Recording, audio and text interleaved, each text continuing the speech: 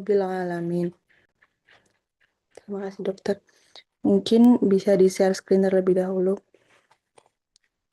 Terima kasih. Mungkin dokter, apakah bisa dimulai sekarang ya dokter? Ya, kebetulan saya udah bisa share screen nih, tapi kalau eh, mau dibantu adik-adik juga nggak apa-apa. Kalau mau di-off-kan saya share screen juga nggak apa-apa. Atau saya aja yang share screen ya, biar nanti bisa lebih enak. Ya, baik dokter.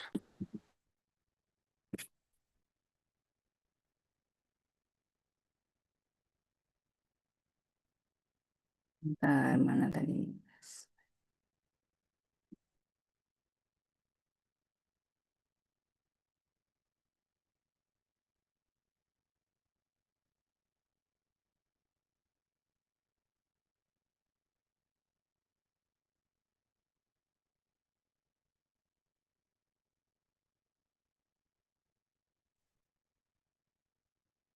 Baik adik-adik, yuk kita on screen ya, karena kebetulan kan kamu nanti di jam keempat juga online ya dengan Dokter Reza. Jadi yuk kita sama-sama meskipun akhirnya dilaksanakan secara daring, semoga kita bisa belajar bersama-sama terkait dengan epidemiologi ya. Nah, untuk materi saya ini epidemiologi dan kelainan kongenital ya sebenarnya ya. Oke, Bismillahirrahmanirrahim. Kita mulai ya. Assalamualaikum warahmatullahi wabarakatuh. Adik-adik ini kita mengulas kembali dulu waktu di fisiologi. Kayaknya sudah pernah sebenarnya di kita belajar ini ya. Tapi ini hari ini kita lebih dalam lagi terkait dengan kelainan kongenital dan penyakit-penyakit apa saja yang kemudian harus kita perhatikan ya. Yang nantinya kan kamu sudah patologi sini ya.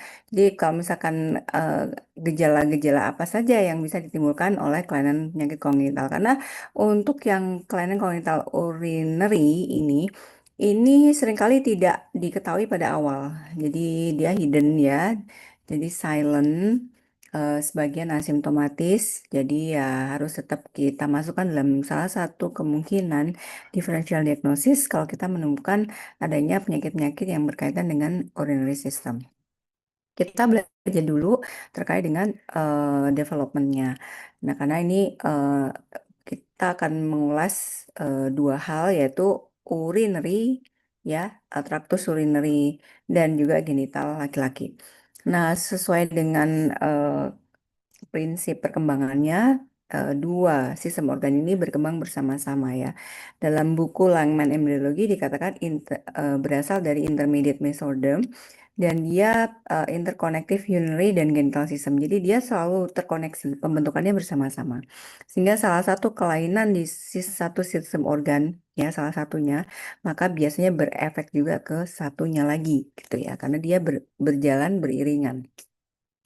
Dan ini adalah interaksi dari epitel mesenkimal, jaringan epitel dan mesenkim, dan memiliki tahapan yang unik, yaitu indifferent state of sexual differentiation. Jadi pada suatu titik, di suatu waktu, dia antara laki-laki dan perempuan itu kita tidak ada bedanya. Fetus laki-laki perempuan tidak ada bedanya. Kemudian di usia tertentu, kemudian baru berkembang menjadi XX sesuai dengan perempuan, XY sesuai dengan laki-laki. Dan adanya kelainan kongenital pada dua sistem organ ini biasanya diakibatkan oleh gangguan pada genetik dan environment. Sebenarnya nggak cuma untuk kelainan urogenital ya, tapi juga seluruh sistem organ kita yang berkembang itu embryogenesisnya itu sangat dipengaruhi oleh faktor genetik dan lingkungan. Apa saja faktor lingkungan yang mempengaruhi perkembangan embryogenesis ini adalah contohnya nutrisi ibu, kemudian paparan radiasi, logam berat, kemudian infection ya, yang berat ya terutama itu bisa mengancam kelangsungan perjalanan embryogenesis. Kemudian ini embriologi traktus urinary. Jadi kan ada dua hal di sini yang akan kita bahas. Kita bahas dulu yang urinary ya. Nah, urinary itu kamu tahu sendiri anatominya, ada ginjal dan seluruh sistem yang support sistemnya dia untuk mengeluarkan urin kan gitu ya. Jadi kalau apa sih sistem urinary yaitu sistem yang berfungsi untuk menghasilkan urin gitu ya. Jadi organ penghasil urinnya adalah ginjal dan kanal-kanalnya adalah traktusnya. gitu. Nah, di sini khasnya dia traktus urinary itu dia dibentuk dulu sempurna pada saat maturasi baru dia berfungsi. Berbeda dengan jantung yang dia itu belum selesai dibentuk dia sudah harus berdenyut gitu. Nah, kalau urinary enggak, dia itu dibentuk dulu maturasi lengkap baru dia kemudian berfungsi di intrauterin ya. Jadi sekitar bulan kelima gitu baru dia nanti berfungsi. Kalau jantung di minggu ke 13, 12, 13 itu 12 itu kita udah bisa ngeliat detak jantungnya bayi. Walaupun dia belum sempurna dibentuk. Nah, ini, ini. Hukum embryogenesis yang berikutnya adalah yang biasanya general ya terjadi di seluruh sistem organ adalah biasanya pairing, kanan kiri pairing. Namun kemudian ada beberapa yang kemudian rudimenter, tidak terpakai dan akan digantikan oleh struktur organ yang baru yang kemudian akan terjadi maturasi dan terbentuk dan berfungsi sampai kita dewasa. Nah, ini adalah sistem organ yang terkait dengan status urinary yaitu pronefros, mesonefros, metanefros. Yang kepake sama kita sekarang itu yang metanefros ya. Sedangkan yang pronefros sudah hilang seluruhnya, rudimenter sempurna gitu. Dan pronefros akan digantikan mesonefros. Dan pada saat tahapan mesonefros itu muncul tunas ureterik. Nah, kemudian pada saat metanefros disinilah muncul blastema metanefrik. Blastema metanefrik itulah yang akan menjadi cikal bakal ginjal kita. Sedangkan yang tunas ureterik tadi ureterik bud itu adalah cikal bakal seluruh traktus urinarinya. Pelvis, renalis sampai uretra. Gitu ya.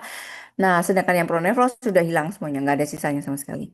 Oke, sekarang pronefros ini ya, dia terbentuk ya pairing kanan dan kiri, kemudian dan ini nantinya dia tuh kayak cikal bakal pembentukannya aja ya, kemudian dikatakan primary nephric duct extend caudally dan become mesonephric duct. Jadi dia akan membentuk ductus. Ductus mesonephric ini akan berkembang menjadi ductus-ductus pada genital ya. eh eh, pada genitalia ya. Kemudian untuk di urinary sendiri dia kemudian nggak berfungsi. Kemudian mesonefros ini fungsional embryonic kidney. Jadi dia berfungsinya pada saat embryonik. Nah, ketika dewasa dia fungsinya seutuhnya sudah diambil alih oleh ginjal yang matur ya, yang dari metanefros. Ini dia itu merupakan pembentuk dari kapsula-kapsula yang nanti membungkus glomerulus. Nah, kalau kamu belajar fisiologi, itu kan ada satuan unit terkecil ginjal adalah nefron gitu ya. Nah, nefron itu ada glomerulus. Glomerulus itu sebenarnya itu apa sih glomerulus ya? Glomerulus itu adalah end kapiler, jadi isinya pembuluh darah.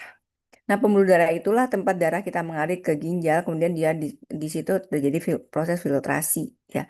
Nah, di glomerulus itu ada di capping, di cap, dilindungi ya oleh kapsul-kapsul lah, ya struktur-struktur, kemudian ada kanalis-kanalis tubulusnya di situ. Nah, itulah gabungan dari glomerulus dan struktur cappingnya itu ya ke adalah nefron. Jadi kalau kita lihat eh, yang me- yang melindungi itu ya dari adalah dari mesonefros ini.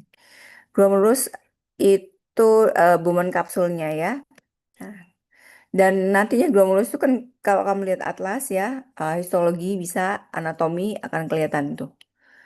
Nah, cortex renalis terdiri dari gabungan dari eh, glomerulus-glomerulus yang membentuk pulau-pulau ya.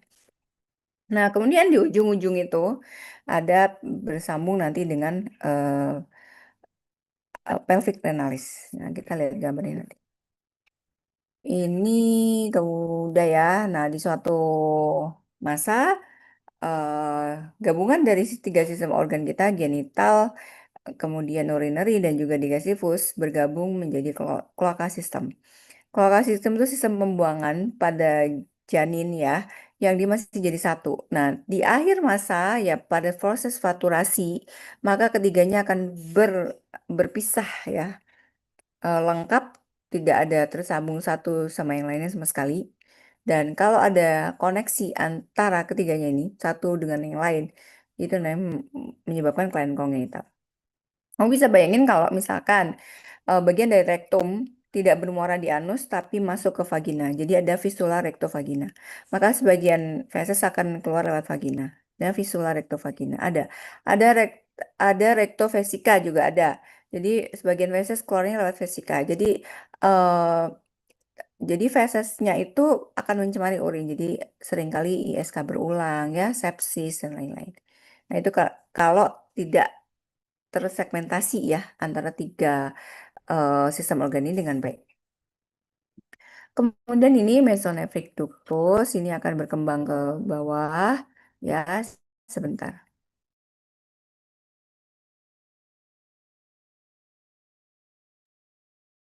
ya. Nanti akan sebagian akan membentuk vesica urinaria. Mesonephric ductus mesonephric ini disebut juga Wolffian. Wolffian itu punya laki-laki ya. Sedangkan satunya para Mullerian itu punyanya perempuan. Nanti kita akan bahas lebih detail di bagian genital. Ini metanephros. Kenapa begini ya? Oke, ini ureteric bud ya. Awalnya dia di bawah. Kalau kamu lihat, dia di kapum pelvis ya. Cikal bakal ginjal kita itu dia ada di kapum pelvis. Dan pada saat perkembangannya, dia sudah bertumbuh ya, dan kemudian dia akan migrasi naik ke atas ke bagian lumbal kita atas. Nah, makanya ginjal kita kan ada di pinggang ya, bagian atas ya. Nah, awalnya itu dia di bawah, di kapum pelvis. Kemudian dia migrasi. Nanti kita lihat apa yang terjadi kalau migrasinya nggak sempurna. Ini yang saya bilang tadi, bahwa kemudian blastema metanephrik itu akan bergabung bersama dengan duktus eh, duktus-duktus yang berkembang menjadi kalik ginjal. Ureteric bud itu kemudian akan terjadi percabangan ya yang sangat banyak dari jadi hanya sekian menjadi berjuta-juta ya. Membentuk collecting tubules. Collecting tubule itu kayak saluran-saluran kecil yang dia akan menampung urin. Tanggung jawab perkembangannya adalah bisa menghubungkan antara seluruh unit nefron yang terbentuk dengan tubules. Jadi nggak boleh ada nefron yang nggak terhubung, gitu ya. Nah, sehingga gangguan perkembangan pada tahap ini, ya ini akan menyebabkan korteks renalis yang isinya nefron, unit terkecil fungsional ginjal itu ya, yang isinya glomerulus, tidak akan terkoneksi dengan salurannya. Nah, ini menyebabkan nanti ada obstruksi di situ, ya. Jadi ini akan bercabang tipis ya, halus satu nefron punya satu tubulus. Nefron adalah unit terkecil fungsional secara fisiologis. Nah, pembentukannya adalah seperti ini. Jadi ada diferensiasi dari tubulus ada Bowman kapsul, proximal convoluting tubule ya, loop of Henle, distal convoluted tubule. Kamu lihat istilah-istilah ini nanti lebih jelasnya di fisiologis. Jadi kalau belajar itu buka embriologinya, anatominya, fisiologinya dibuka barengan. Ya, di situ kamu akan bisa apa ya, mendapatkan pemahaman yang lebih detail dan kemudian bisa melakukan apa sinkronize ya, disinkronisasi pemahamanmu. Oh, kalau anatominya gini ini, histologinya ini, fungsinya ini, maka utuh pemahamanmu. Jadi nggak bingung lagi. Itu adalah cara belajar yang paling efektif dan nggak buang waktu. Karena sekali kamu belajar, kamu udah dapat, oh anatominya gini, fisiologinya ini, nanti histologinya begini. Jadi kamu akan tahu, oh nefron itu apa, isinya apa, lapisannya apa. Yang kalau nefronnya bermasalah ya, glomerusnya bermasalah pada vaskulernya ya, maka yang terjadi adalah apa? Oh glomerulonefritis, ya itis. Yang keluar di urin apa? Oh berdarahan, karena bocor, jadi ada itis sehingga vaskulernya bocor, perdarahan yang di urin keluar. Berbeda dengan kamu kalau lihat basal membran ya, membran basalis pada glomerulus yang rusak itu. Oh, apa fungsinya membran basalis contohnya ya? Oh, dia menyaring protein. Berarti rusak ini. Resting membran proteinnya rusak. Berarti eh, protein tidak akan bisa terabsorpsi lagi, dia keluar lewat urin. Jadi proteinuri. Oh, berarti proteinuri. Apa nih kelainannya? Nefrotik. Nah, kalau ada keduanya, jadi vaskuler sama membrannya tuh, ya namanya sindroma nefrotik nefritik. Ya, lebih mudah kan? Jadi kamu tahu anatominya, histologinya apa, fisiologinya tahu, patologinya pasti akan tahu. Gitu. Enaknya belajar patologi itu kan sangat gampang sebenarnya ya. Kalau tahu normalnya, kalau tahu fisiologinya. Jadi kalau kamu masih kesulitan belajar patologi ini penyakitnya apa sih? Kok aku nggak paham-paham? Cek lagi pemahaman fisiologimu udah betul apa enggak? Gitu. Kamu nggak akan bisa bergeser memahami patologi yang baik kalau fisiologimu itu masih nggak mantep, ya. Jadi, nah, sehingga misalkan di sini ya Urin ya. Oh, yang rusak glomerulus. Jadi apa? Glomerulonefritis, ya. eh Kelainannya apa aja, kayak infeksi, autoimun, ya akan tampak situ. Nah, yang keluar nanti ceknya apa? Oh, ureum creatinine naik. Kamu juga akan tahu bahwa oh, yang difiltrasi total adalah apa, yang dibuang total itu apa. Oh, ternyata ureum creatinine. Kenapa sih fungsi ginjal itu dinilai dari ureum creatinine? Oh, ternyata creatinine itu harusnya dibuang seluruhnya. Ya nggak ada yang nyisa di tubuh, hanya sebagian kecil. Ya, eh, urea itu dibuang seluruhnya dan hanya menyisakan sebagian kecil. Sehingga kalau ginjalnya gagal untuk melakukan filtrasi reabsorpsi kembali, ya proses itu gagal, maka akan terjadi akumulasi orium dan kreatinin dalam jumlah yang sangat besar di darah dan itu adalah bersifat toksik. Berarti ginjalnya gagal kan, namanya gagal ginjal. Yang terjadi apa? Orium kreatinin naik, hipertensi, lain-lain. Kenapa? Ya, harusnya dia dibuang karena dia ginjal rusak, maka dia diambil semuanya. Makanya dia menjadi parameter kegagalan gagal ginjal dengan prosentase sekian sekian sekian gitu kan. Nah, jadi kamu bisa belajar, oh ternyata semua terkoneksi. Iya. Pelajari dulu fungsi normalnya, baru kamu bisa eh, tahu abnormalnya seperti apa. Oke, kita lanjut ya. Nah, ini adalah ya glomerulus ya. Kemudian di E ini ada glomerulus, ini adalah kapsula Bowman, ada loop of Henle yang dia melingkar-melingkar begini. Nah, masing-masing unit ini mau kecil punya fungsi sendiri. Ya, yang mana nanti dia akan apa namanya? Filtrasi ya, kemudian mana yang reabsorpsi, yang mana benar-benar kemudian sekresi gitu. Yang disekresi itu apa? Di lempeng bagian sekresi itu apa saja yang di situ? Apa yang harus dibuang? Apa yang di-retain kembali gitu ya. Tuh. Kemudian kenapa kok diabetes mellitus itu terjadi glikosuria gitu ya? Kenapa kok bisa gitu? Kenapa kok bocornya glukosa diambil seluruhnya? Tapi kenapa kok dia bocor? Nah, itu akan kelihatan. Kenapa kemudian jangka panjang menyebabkan kerusakan? Apa yang terjadi? Nah, itu harus, nah, kamu belajarnya dari situ. Nah, kemudian ini late change. Nah, dari percabangan tadi ya, kita kembali ke embriologi. Nah, dari percabangan tadi, nah itu akan berkembang ya, membesar-besar membentuk pelvis dan calyx. Pelvis dan calyx, kalau kamu buka penampang ginjal, itu ada kayak crowning gitu ya, ininya mahkota gitu kan ya, ke ginjal itu ya. Nah, itu adalah pelvis dan calyces. Nah, kemudian dia akan undergo ke kranial ya, naik ke kranial, kemudian dia akan berbelok 90 derajat sehingga masing-masing pelvis renalis kanan dan kiri itu semacam mirroring midline di situ. Jadi secara anatomi kamu akan melihat bahwa pelvis renalis itu adalah di medial dari eh, aorta abdominalis karena dia bergeser gini ya, facing midline terus kemudian rotate 90 derajat. Jadi kanan kiri simetris. Jadi kayak mirroring gitu. Oke. Nah, pergerakan ini adalah sangat krusial menentukan fungsi ginjal dan juga jangan lupa di atas ginjal kita punya suprarenal. Glandula suprarenal itu kecil aja di kita, tapi vital sekali fungsinya untuk seluruh metabolisme tubuh. Mengatur termogenesis, mengatur hormon-hormon seksual kita, kemudian mengatur mineralisasi, mengatur semua metabolisme. Ada di situ. Nah, kalau dia ginjal itu tidak naik ke atas di posisi yang seharusnya, maka bisa jadi glandula suprarenal juga akan terganggu.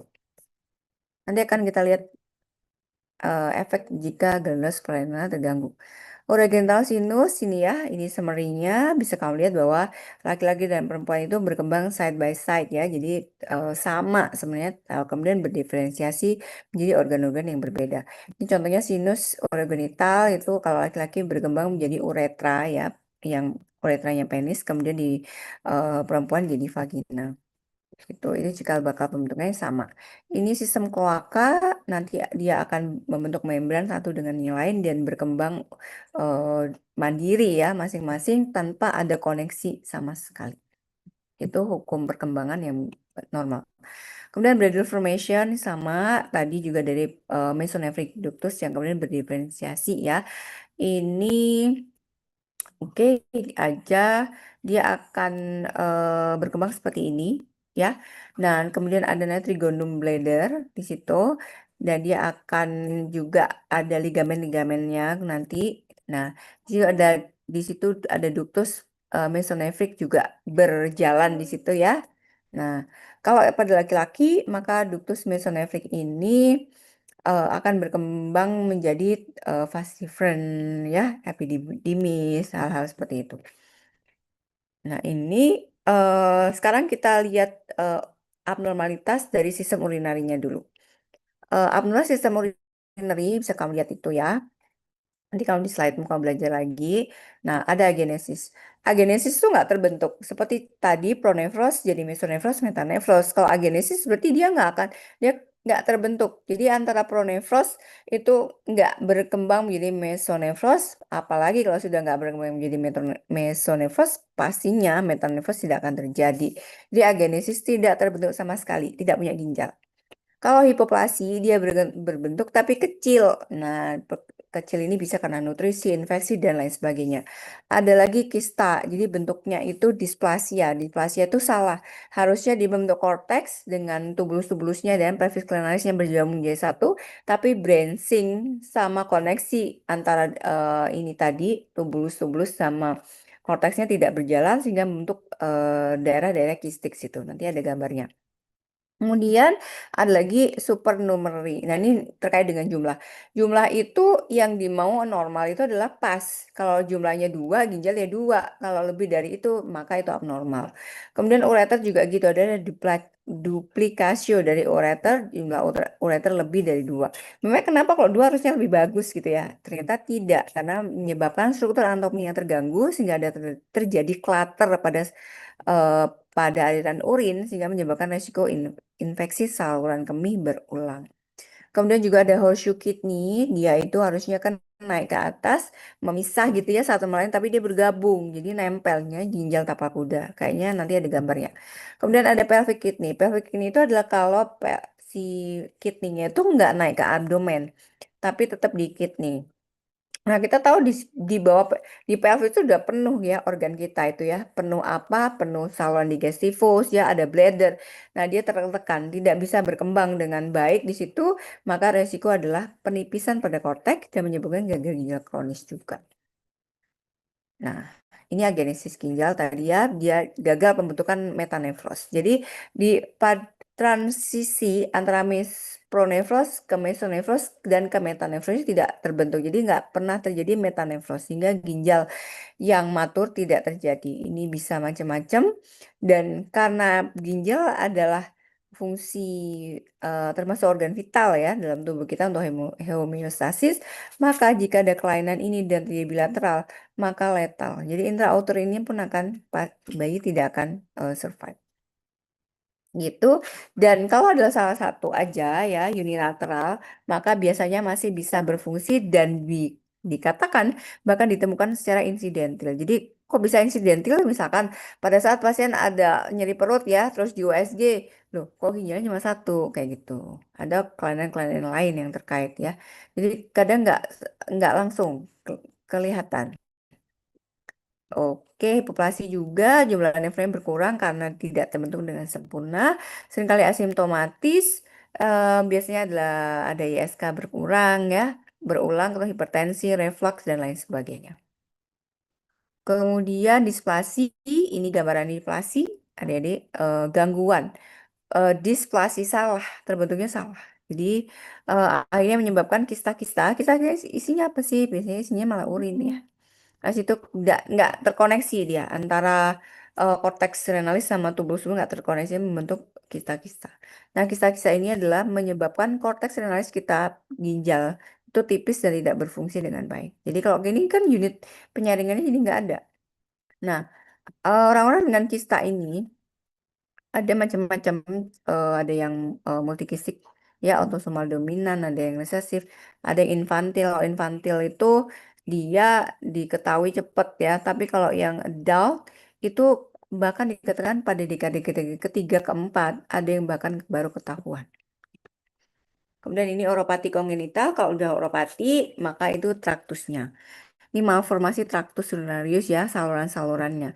Berkaitan dengan percabangan pada uretrik bud dan pertemuan dengan blastema metanefrotegenik. Klinisnya obstruksi, karena aliran urinnya jadi nggak lancar. Ini contohnya ginjal tapal kuda. Horseshoe kidney, kayak gini. Harusnya kan dia memisah ya, tapi ini enggak. Jadi satu. Yang terjadi gimana? Nih kan bentuknya kan kayaknya kalau misalkan kanan kirinya bagus kan dia nggak masalah. Ternyata menyebabkan clutter di sini aliran urinnya sehingga menyebabkan ISK berulang dan pada jangka panjang tetap menyebabkan gagal ginjal kronis. Kemudian ini,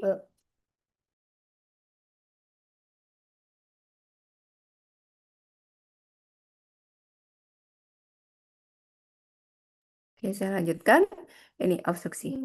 Laki-laki dan perempuan 5:1, siap biasanya unilateral. eh, dan kemudian gambarnya kayak apa sih? Gambarnya gini. Jadi ada UP, ureteric pelvic junction.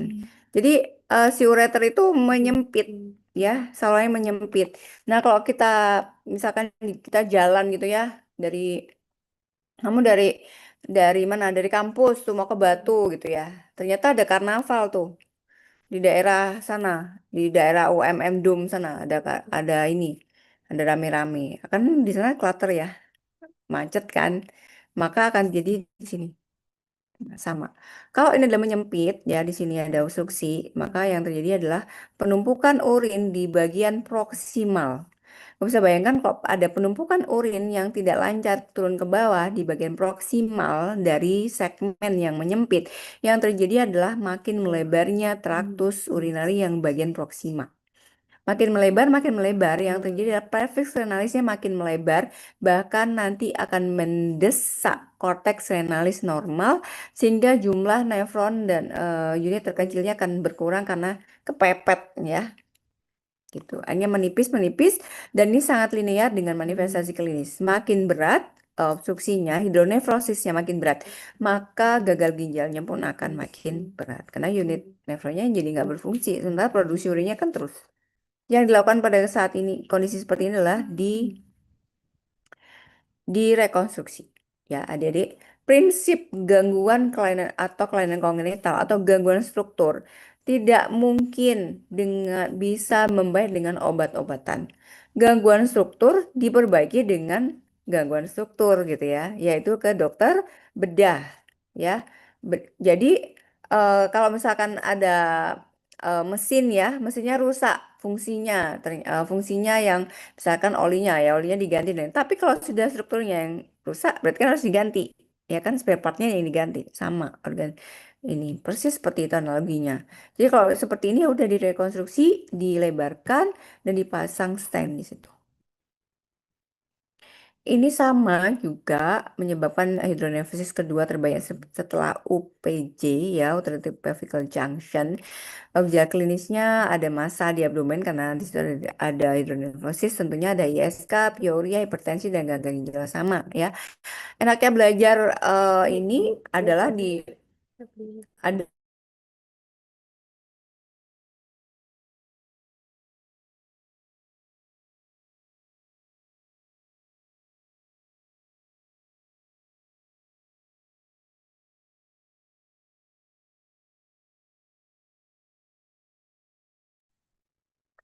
ini ya.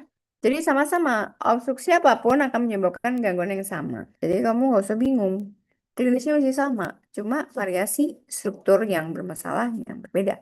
Ini megaloureter, obstruksi uretrovesica junction, uretrovesica. Jadi dari ureter ke vesika. Di sini ada sumbatan. Nah, kemudian akan terjadi di sini ada katup di sini ya, ada massa, ada entah kayak polip, ada dan lain-lain di sini menyebabkan urin yang dari ureter nggak bisa masuk vesika, kemudian dia akan menyebabkan mega ureter. Ini gambaran duplikasi ureter. Kenapa kok tulisannya menjadi begini? Ya, ini ya dua. Dan di bagian yang menyempit di paling bawah itu menyebabkan clutter aliran urin. Ini adalah salah satu predisposisi terjadinya ISK berulang. Kalau udah ISK berulang, batu ya, mudah hipertensi, kemudian bisa sepsis ya, kemudian gagal ginjal tentunya. Ini sama, ya ini posterior urethral valve. Nah, ini gimana nih? Gambarnya gini, ada valve, ada kayak katup ya. Ya, di sini kan harusnya dia lancar nih ya. Di sini ada valve-nya kayak katup nih di sini. Tisu blok uretra. Jadi ada kayak timbulnya massa kecil gitu ya di sini. Dari sini clutter ya kanan kiri ya, malah bilateral nih bengkaknya kanan kiri. Ureter mega, ureternya kanan kiri justru. Karena ada di tengah, jadi dia nggak bisa unilateral. Kalau kayak gini, manifestasi klinisnya adalah ISK berulang, kemudian seringkali gangguan fungsi ginjal ya, dan juga distensi abdomen dan lain-lain. Dah itu jadi satu paket udah. Ini uretrokel sama, jadi massa tapi di sini menyebabkan obstruksi. Tipenya simpleks dan kompleks. Simpleks asimptomatis berarti ya mengecil ya biasanya. Kalau kompleks disertai dengan double ureter. Jadi ureternya double. Jadi kan yang muaranya jadi lebih dari satu. Pembedahan jika simptomatis. Jadi kalau misalnya mengganggu fungsi, ya memang harus direkonstruksi. Itu fungsinya bedah rekonstruksi pada urinary. Hipospadi. Hipospadi itu muara. Muara ureter sorry, muara uretra ya. Muara uretra tidak di ujung gland penis tapi di daerah ventral. Jadi di bawah kalau misal kalau secara anatomi namanya ventral ya. Nah, itu sepanjang jalan ini bisa. Makin ke pangkal ya, makin ke proksimal, maka dan panjang gitu ya ininya non fusion jaringannya ini seringkali di apa dikira anak perempuan. Apalagi biasanya ceritanya dengan mikropenis. Udah mirip banget. Nah, tapi biasanya tetap tampak kita menyebutkan dalam suatu sindroma genitalia ambigua. Genitalia ambigua itu kayak kita nggak tahu ini siapa cowok gitu. Ya biasanya kan ada kelainan kongenital di situ. Oke, ini yang epispadi di ventral. Nah, biasanya diketahui sejak kecil ya oleh orang tua pasien dengan anamnesis pipisnya nggak mancur, tapi rembes. Bu, ini pernah pipisnya mancur nggak? Bu pernah? Enggak dong, rembes. Saya nggak pernah lihat dia pipis. Ternyata muaranya tidak di ujung. Diapakan ya jelas beda rekonstruksi ya anatomis. Kenapa? Ya fungsi urinary harus baik, fungsi reproduksinya nanti juga bermasalah jika tidak direkonstruksi. Ini extrovia bladder adalah suatu sindroma di mana bladdernya ada di luar ya di sini, maka biasanya juga disertai dengan multiple congenital anomali di garis tengah tubuh. Ada namanya prinsip garis tengah ya pada kelainan kongenital. Di mana organ-organ garis tengah itu kalau ada satu aja kita menemukan adanya kelainan kongenital di garis tengah tubuh, mulai dari otak diurut sini ya sampai jantung juga dan sistem apa digestivus diurut dilengkapi. Ada nggak? Nah, kalau kita menemukan ekstrovia bully seperti ini, maka walk jantungnya ikut di walk up ya, di foto, di eh, eko dan lain sebagainya. Harus cari otaknya, lihat klasifikasi apa ada apa enggak, ada ininya apa enggak ya, apa namanya sistem ventrikelnya utuh apa enggak, semua harus dicari. Karena biasanya ada apa namanya kelainan kongenitalnya multiple, tapi nggak kelihatan. Kenapa? Ya mereka berbagi timing yang sama saat pembentukan. Sehingga kalau garis tengah tubuh biasanya ada yang terganggu, yang lain ada yang terganggu satu, yang lain juga harus benar-benar dicari. Walaupun bukan berarti eh, nggak bisa sendiri, bisa kelainan jantung aja tanpa yang lain juga banyak gitu ya. Tapi sebagai dokter kita harus melakukan workout, memperluas ya kemungkinan apa ada apa enggak gitu. Jangan sampai udah tahu punya kelainan kongenital satu, tapi yang lainnya nggak dicari. Tuh. Itu terus ini Prader-Willi syndrome tadi ya. Oh, sorry ini belum ya. Ini gangguan ini. Pembentukan otot abdomen.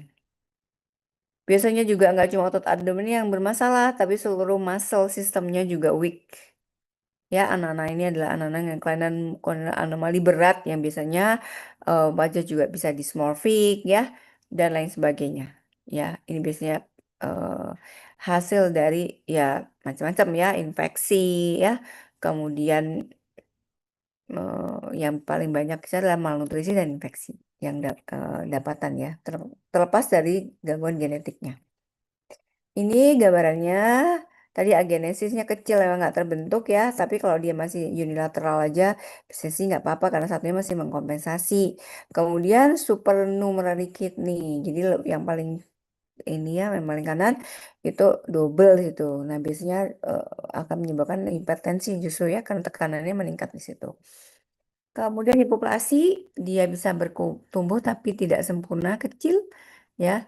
Kemudian ada namanya complete ureter duplication ini ya, atau bifido ureter, jadi ureternya nyabang dua gini. Ini pelvic kidney, dia ketinggalan di bawah, nggak ikut naik, nggak ikut jalan-jalan. Atau cross ectopia, jadi dia pindah jalur, pingin ikut migrasi ke arah yang sama gitu ya. Kan secara hukum embryogenesis tidak tentunya tidak normal ya. Ini horseshoe kidney tadi sudah, jadi nyambung ya di sini.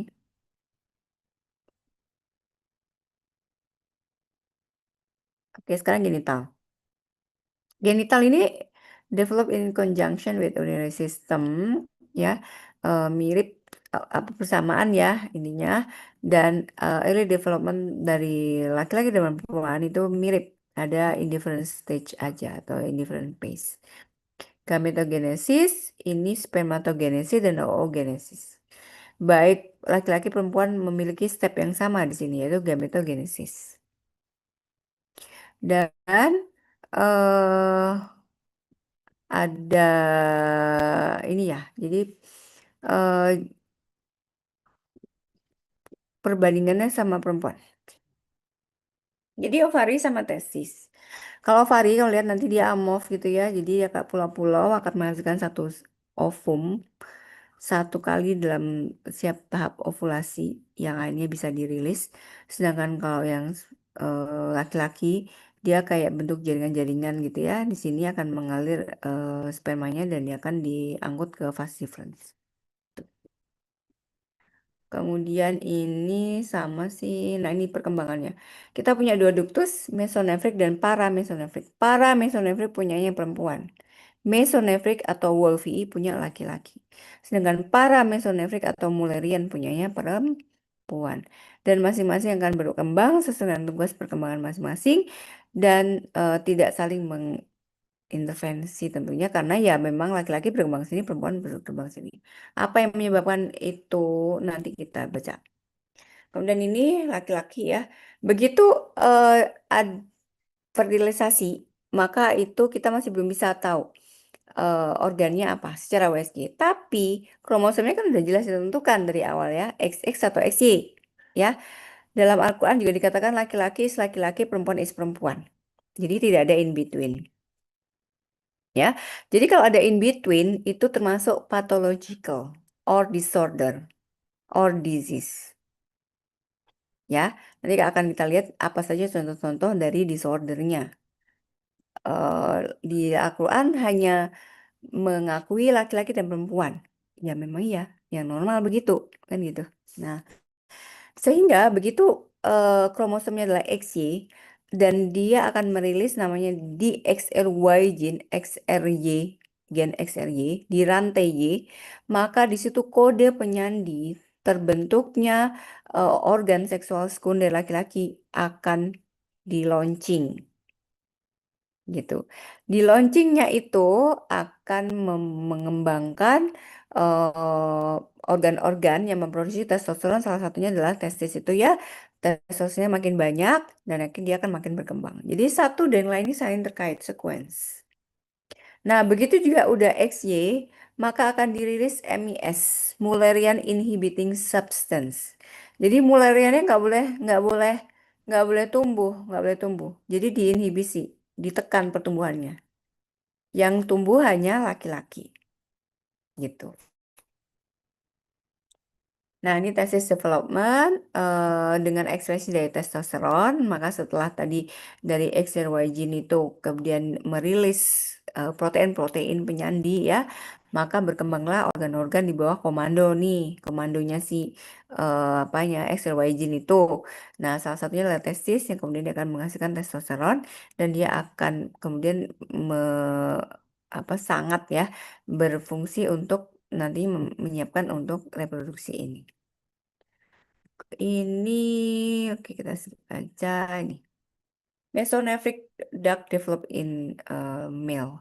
Jadi sesuai yang saya jelaskan tadi, em, si apa namanya begitu ditentukan ya XY, maka akan terilis juga Mullerian inhibiting substance ya. Jadi kalau sudah itu regresi dia, Mulleriannya nggak akan tumbuh. Jadi nggak mungkin laki-laki terus ada vaginanya dan jadi double gitu ya. Secara hukum embriogenesis yang normal itu tidak mungkin. Itu kemudian ini gambarannya adalah tunika aborigenia. Terus ini nah retetesis itu jaringan yang masuk ya kayak saluran-saluran yang untuk mengangkut spermanya itu dan dia akan alirkan ke didymis epididymis. Kemudian kurang 10 halaman lagi male duct system ini ya. Jadi ductus ejaculatorisnya dari sini ya udah jelas ya. Ada nanti juga prostat ya dan lain sebagainya. Ini sudah tadi sekarang ini. Genitalnya eksternal ya ini sama pada kedua gender. Namun kemudian berkembang berdiferensiasi menjadi organ-organ yang berbeda ya secara morfologi. Genital folds flank the other genital membrane dan akan membentuk genital tubercle. Lateral dari genital fold adalah genital swelling. Nah, ini penamaan secara embryogenesis ya.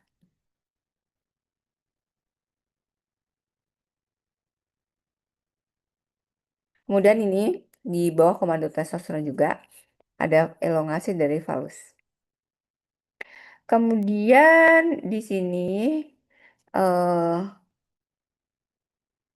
oke, sudah ya ini bisa baca sendiri. Nah ini anomali hipospadi di ventral. Jadi di rekonstruksi apanya? Ya muaranya dikembalikan ke tempat lokasi yang betul, ya. Sedangkan yang ini, yang sisanya, maka tetap bisa di eh tar. Oke,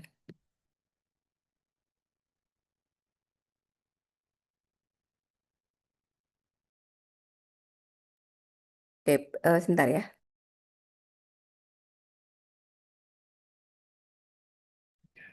Oke. Nah, ini yang saya bilang tadi.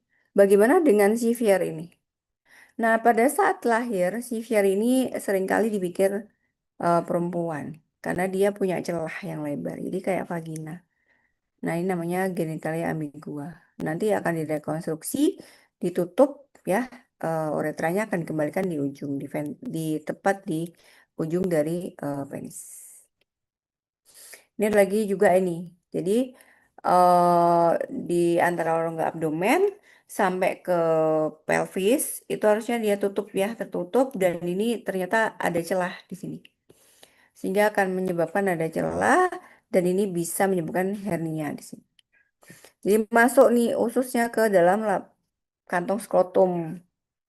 Itu sehingga kalau bayinya nangis, itunya masuk tuh apa sebagian ususnya. Nah, ini harus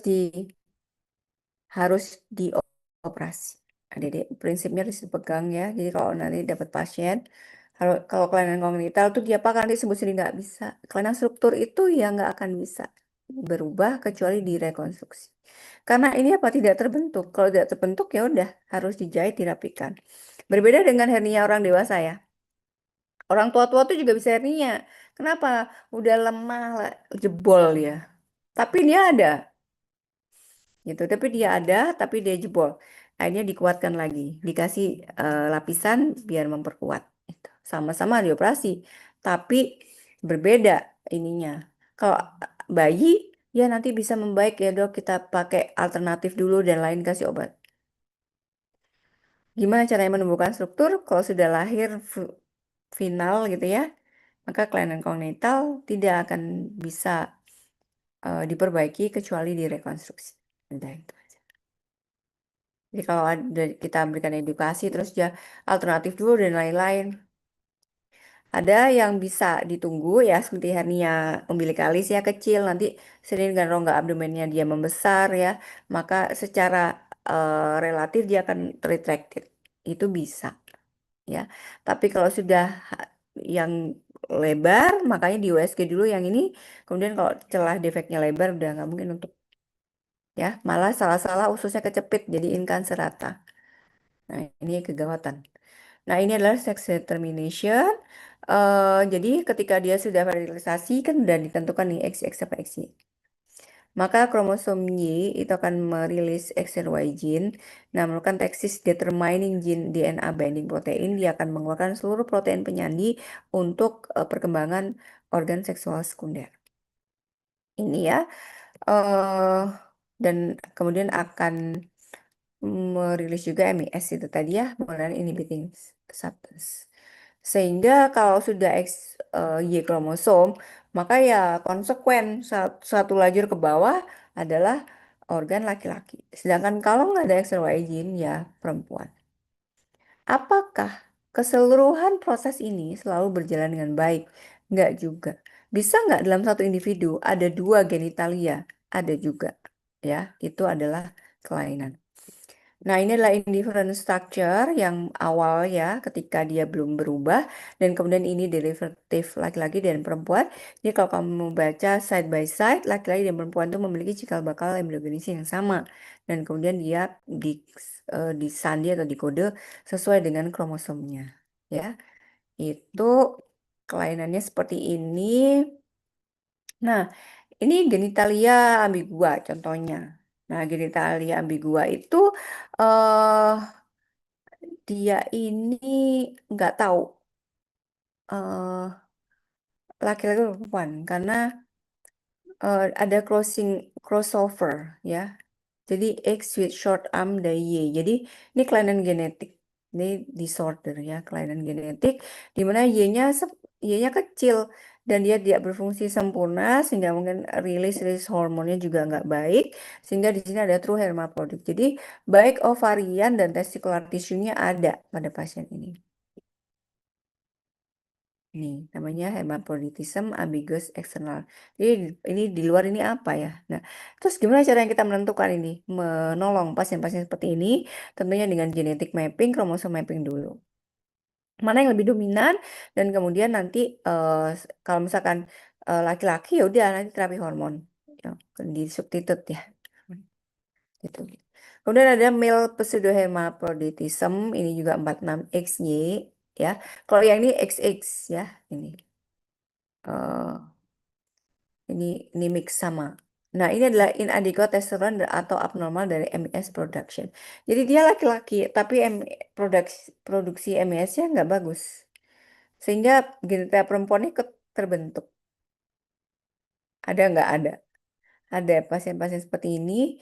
Jadi genotipnya itu ya mix up ya di sini.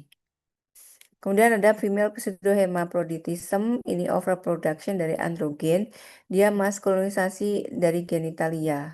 Jadi clitoral hipertrofi. Dia perempuan, tapi eksternalnya laki-laki. Kalau ini laki-laki, tapi eksternalnya adalah perempuan, karena MIS-nya itu tidak diproduksi dengan baik. Gitu. Jadi switch. Yang terakhir ada androgen insensitivity syndrome. Ini yang mau saya jelaskan buat adik-adik bahwa pembentukan organ genital laki-laki itu ternyata tidak hanya urusan testosteron sama XY genes. Jadi ada komando lain yang menentukan laki-laki dan perempuan itu bisa berjalan dengan baik, yaitu suprarenal system. Di sini adalah terbentuk androgen. Jadi kalau kamu buka kelenjar suprarenal itu memproduksi apa aja, salah satunya adalah androgen. Dan ini adalah sangat vital terkait dengan pembentukan organ kelamin sekunder. Nah, ini adalah testicular feminization syndrome. Dia itu laki-laki, tapi outlook-nya adalah perempuan. Tapi hati-hati, saat dia kemudian teenage, maka dia berubah laki-laki. Gini, ada kasusnya ada, kita pernah nanganin ya.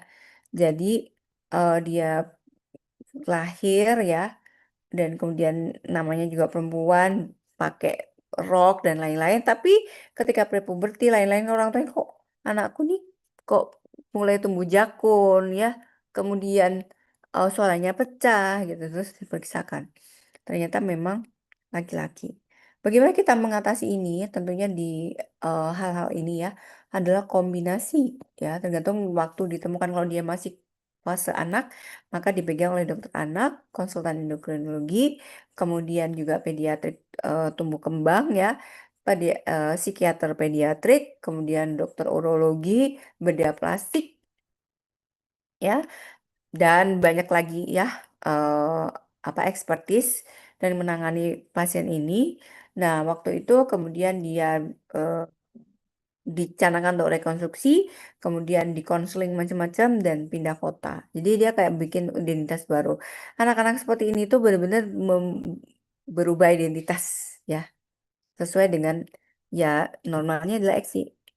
Dan kemudian nanti dia akan disuplementasi juga dengan hormon sesuai. Gitu. Jadi oh, jelas ya buat kita yang belajar kedokteran bahwa eh, laki-laki adalah laki-laki, perempuan adalah perempuan, di antaranya itu adalah abnormalitas. Abnormalitas itu selalu ada kausanya dan itu harus di treatment. Jadi tergantung dari treatmentnya. Nah, bagi yang saat ini trending bahwa memang sebenarnya tidak ada kelainan apapun secara genetik, secara ini ya structure, secara dan lain-lain, tapi karena gaya hidup dan lain-lain itu ya masuk dalam pathological yang lain ya, ya mungkin mental dan lain-lain ya, yang fenomena saat ini ya LGBT dan lain-lain masukkan. Bahkan sampai bingung gendernya apa gitu. Nah itu udah, kalau kita belajar ilmu, maka harusnya ya simplifikasi apa? Ini simple kan sebenarnya ya. Eh, Hakikatnya simple. XX, XY di antaranya itu abnormalitas. Kalau abnormal ya udah harusnya di treatment kan gitu aja. Nah, sama seperti penyakit-penyakit yang lain sebenarnya. Oke, ada yang mau nanya, adik-adik? Mungkin dari teman-teman apakah ada yang ingin bertanya, dipersilakan.